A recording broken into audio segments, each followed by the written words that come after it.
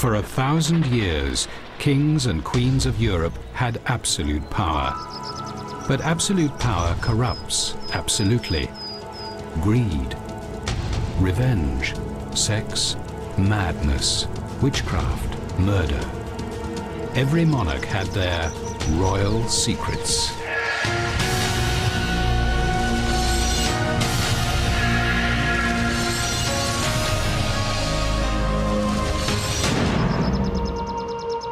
All societies need justice, even monarchies where royals were above the law.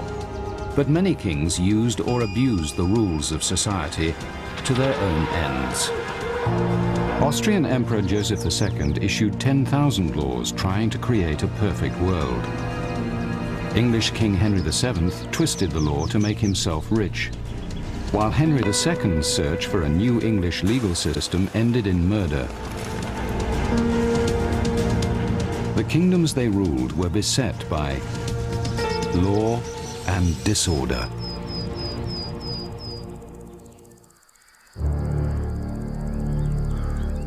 England in the 12th century was a violent and lawless place. To bring order out of chaos, King Henry II wanted to create an honest and just legal system for all his subjects. But Archbishop Thomas Becket refused to recognize the king's laws. In 1170, the struggle between the king and the churchmen ended in tragedy, as Henry broke his own laws to settle the dispute. The king's terrible act of personal vengeance made Henry a villain and Becket a martyred saint.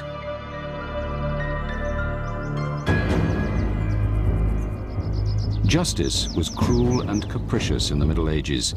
Guilt or innocence were often determined in trial by ordeal. A defendant might be challenged to single combat or thrown into deep water to see if God would protect him.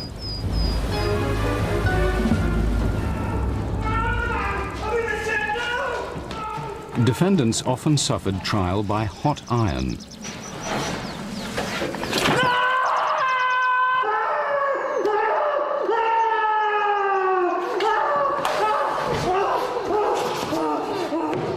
The accused had to pick up an iron bar from boiling water and carry it for 10 paces.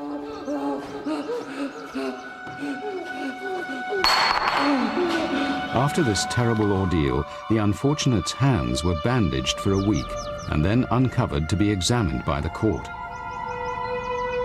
If the blisters were clean and healing, he would be found innocent. If infected and oozing, he would be condemned.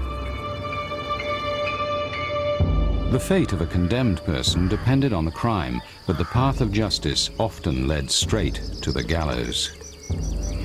Of course, the rich and powerful were immune from the law and its punishments.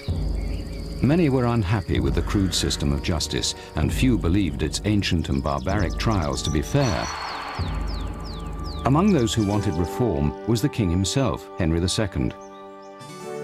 Determined to bring justice to all, Henry set up a system of traveling judges invested with royal power. A plaintiff no longer had to petition the king in person.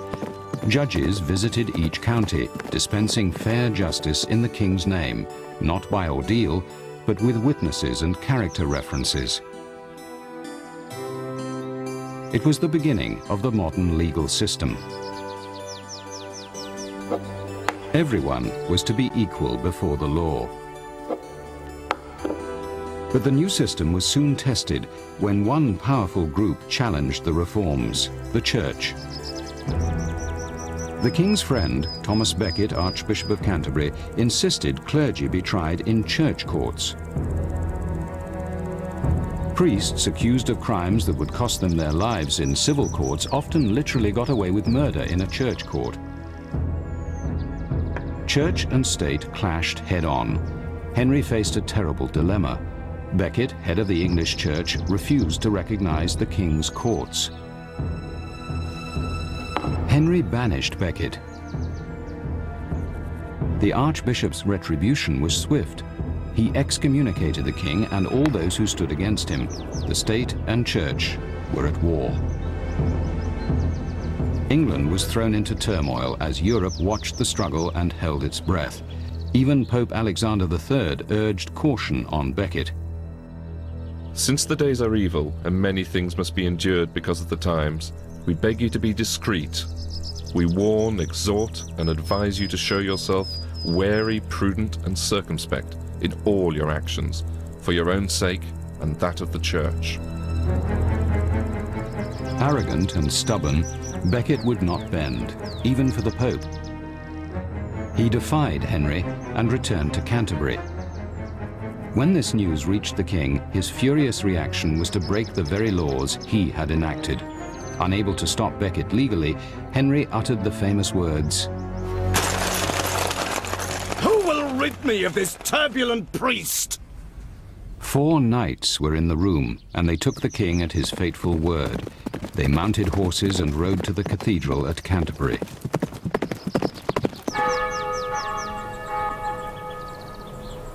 Becket was not alone in the cathedral that day. A newly arrived monk named Edward Grim was with him. Grim was unaware he was to witness one of the most famous assassinations in history.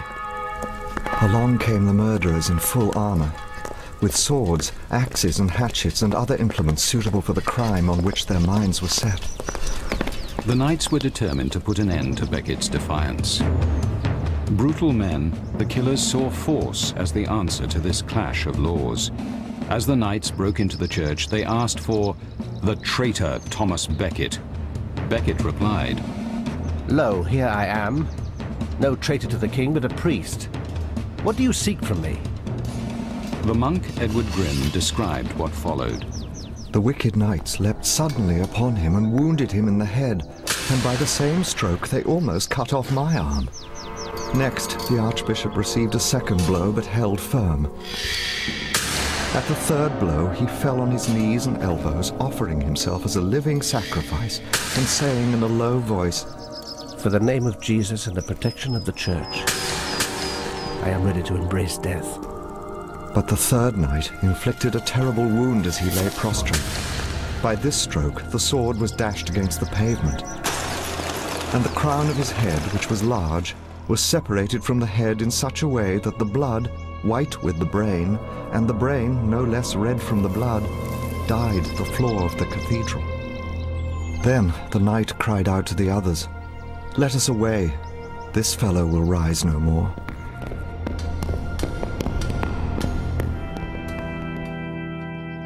As the archbishop's body lay on the cathedral floor, the legend of Becket the martyr was born. An observer noted the people's reactions at the time. Some of them smeared their eyes with blood. Others brought bottles and carried off secretly as much of it as they could. Others cut off shreds of clothing and dipped them into the blood. At a later time, no one was thought happy who had not carried off something from the precious treasure of the martyr's body.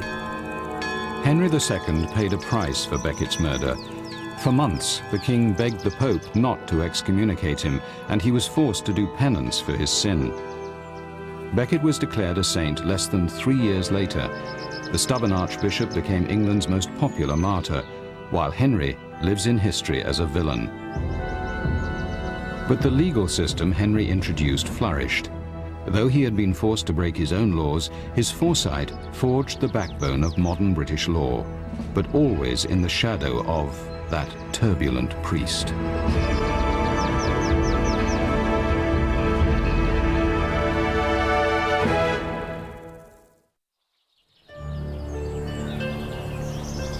"600 years after Henry II changed a system with too few laws, an Austrian king tried to change his empire with too many laws. Here lies Joseph, who failed in everything he attempted." Thus wrote King Joseph II of Austria as he lay dying. The weak, sick king was facing a pathetic end to a life of iron will and good intentions. He had once dreamed of creating the perfect society through law, creating heaven on earth by legislation. He ended in failure because he couldn't see that imposing his will for the good of society was in fact a real abuse of his royal power. As a child, Joseph was extremely strong-minded. When he was only 8, his mother, Queen Maria Theresa, turned him over to his tutors with a warning. The prince has a violent desire to carry out his will in all his demands. In 1763, Joseph toured the empire he would one day inherit, stretching from Belgium to Hungary, from Russia to Italy. He often traveled in disguise to learn firsthand how his subjects lived. The misery he found among the enslaved serfs made him vow to change their lives. The rich and privileged looked down on the peasants with contempt and treated them as chattels. A disturbed Joseph vowed to change this. But while his mother remained on the throne, he couldn't start his reforms. A conservative, she damned Joseph's plans. In your endeavors to create useful workers, you will destroy the state and bring about the damnation of souls. Maria Theresa died in 1780, leaving Joseph on the throne. At the age of 39, Joseph could now launch his grand plan to remake the empire. He first roused the bureaucrats for the massive changes to come. In an early decree, he ordered that they must not act purely as copyists, nor devote their backsides to sitting and their hands to signing. They must sacrifice their souls, their reason, their wills, and their whole strength to their work. Joseph then equipped his army of civil servants with long questionnaires and sent them out to discover the state of the empire. What is the condition of the schools? Who is looking after the orphans? Is there any provision being made for the blind and crippled? When their reports were delivered, Joseph was ready to create his perfect society. An avalanche of new laws was enacted. He abolished torture and capital punishment. He fed and housed the poor and had doctors treat them for free. He ended serfdom, Europe's form of slavery. And to set an example, Joseph II even took up the plough himself. Nobles always considered themselves above the law, but under Joseph's legal system, aristocratic wrongdoers were led off to face punishment, barefoot and in chains, alongside common criminals. The poor delighted in the equal treatment, but Joseph had made the nobility his enemies. At a time when Jews were persecuted all over Europe, Joseph introduced laws to protect them. The king also lifted press censorship. Not that the presses ever lay idle. In his 10-year reign, Joseph produced over 10,000 new laws and decrees. On average, he wrote 2 new laws a day. Nothing was too trivial to escape his notice. Are the laws against drunkenness being carried out? Are the houses numbered? Are there any clowns or jugglers roaming the countryside? Joseph became obsessed with controlling minute aspects of everyone's behavior. His laws intruded into everyday life. He outlawed gingerbread because he believed it was bad for the stomach. He required peasants to add vinegar to their drinking water because he thought that would sterilize it. He compelled mothers to breastfeed their infants. He outlawed corsets because he thought they hampered fertility. But when Joseph turned his zeal on the most sacred of institutions, the Catholic Church, he gained another enemy. Since I myself detest superstitions, I will free my people from them. In the process, he reduced the number of saints' days, banned lucky charms, and threw out holy relics. He even specified the length of church candles.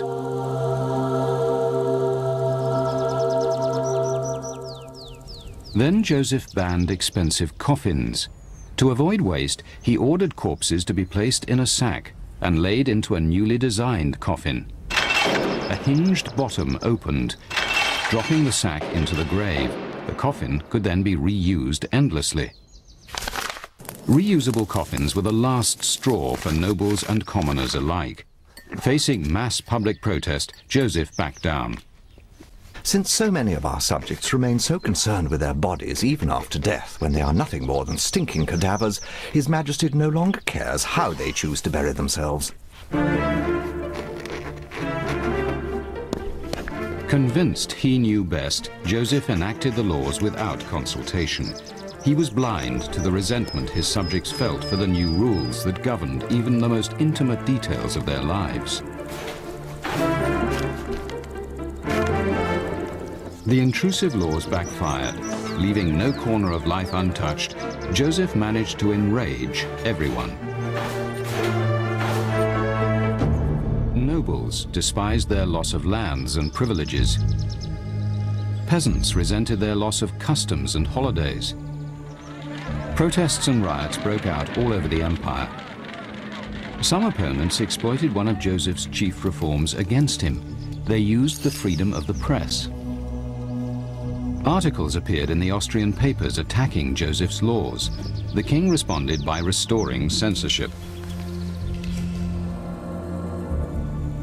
Instead of sending bureaucrats to learn from his subjects, he now dispatched agents to spy on them. Finally, the strain of work and his stubborn perfectionism took their toll. Joseph developed tuberculosis. Hearing of his weakness, his enemies seized the chance to rebel against Joseph and demand an end to his mountain of laws. Vomiting blood, barely able to breathe, Joseph faced a bitter choice: abandon his life's work of legal reforms or lose his empire.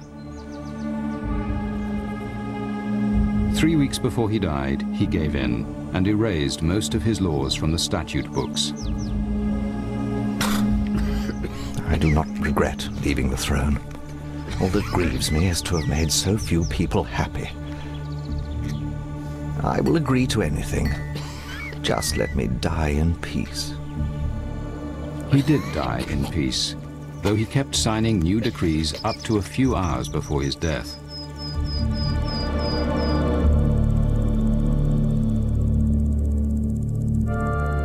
He was interred here in Vienna, beneath his mother, Maria Theresa's lavish and ornate tomb. In keeping with his radical dreams, his is the plainest coffin of all in the royal vaults. His sister, Marie Antoinette, was not so lucky. In France, the people demanded the same reforms Joseph's subjects in Austria rejected, and the French Revolution came at a terrible cost. For neglecting their subjects, Joseph's sister Marie Antoinette and her husband King Louis XVI would lose their heads.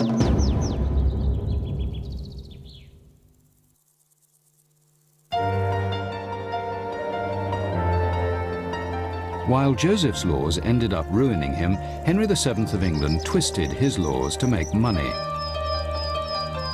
Henry did not inherit the throne of England. He took it in battle from King Richard III in 1485. Henry spent most of his personal wealth to finance his rebel army and pay off the nobles who backed him. Henry knew money was power, but though he was king, he was far from being the richest man in England. Many of his nobles had not paid taxes for years and built up huge estates and great wealth. Henry's first measure was thriftiness. He scrutinized every item of the royal accounts, personally signing off every line.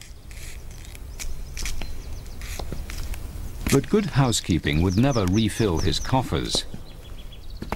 Henry VII and his treasurer, John Morton, devised a scheme to tax nobles without inciting them to rebellion.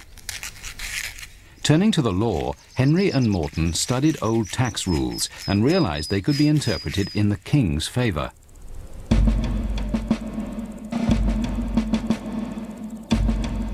The scam, which became known as Morton's Fork, meant that if a noble looked and acted rich, he could be heavily taxed. And if he looked poor, he must be hiding his wealth, so he would be taxed for the same amount anyway. Either way, Henry VII got the cash.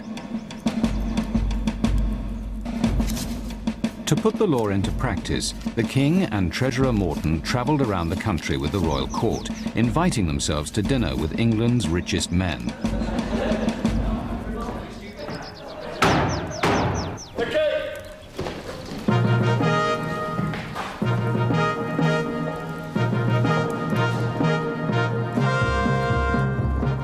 One of their first visits was to John de Vere, Earl of Oxford, whose vast lands extended for more than 100 miles across southern England. He lived here at Hedingham Castle in East Anglia.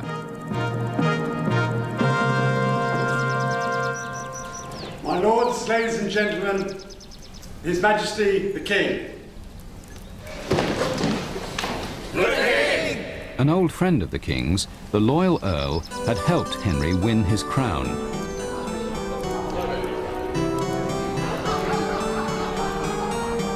De Vere's wealth was obvious, as Henry tasted course after course of exotic meats, fine wines, and rare dishes cooked in even rarer spices.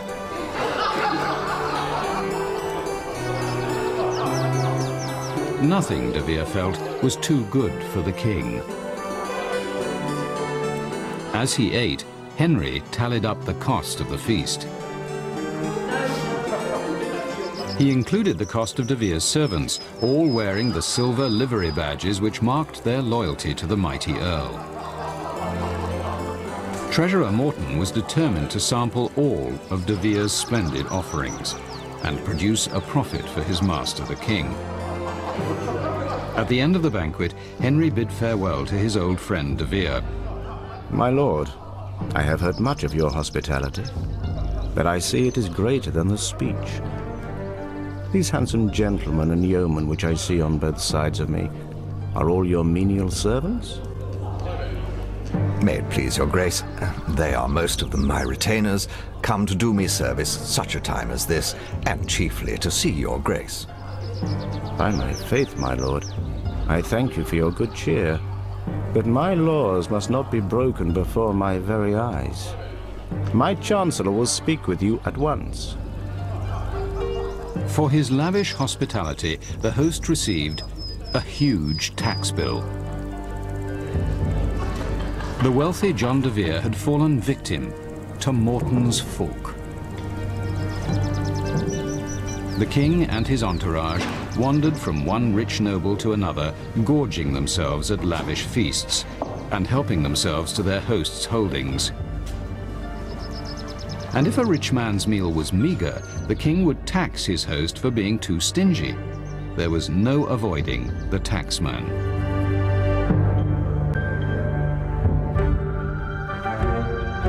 For De Vere, Henry VII's visit had an added sting. The livery badges De Vere's men wore marked their loyalty to the Earl, but not necessarily to the king.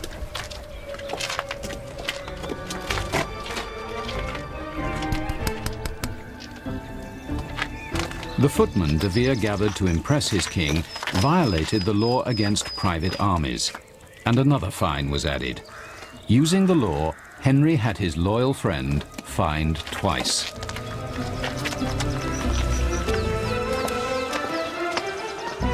The Earl's banquet cost him about $4 million in modern terms.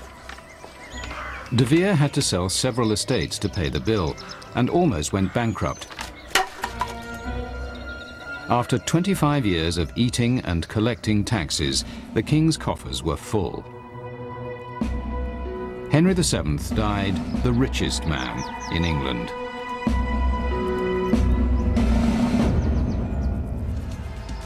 Laws cut both ways in a monarchy. Wily King Henry VII profited from the law by knowing how to use it, but the legal systems they constructed crushed Joseph II and nearly brought down Henry II. In the end, not even kings could live above the law.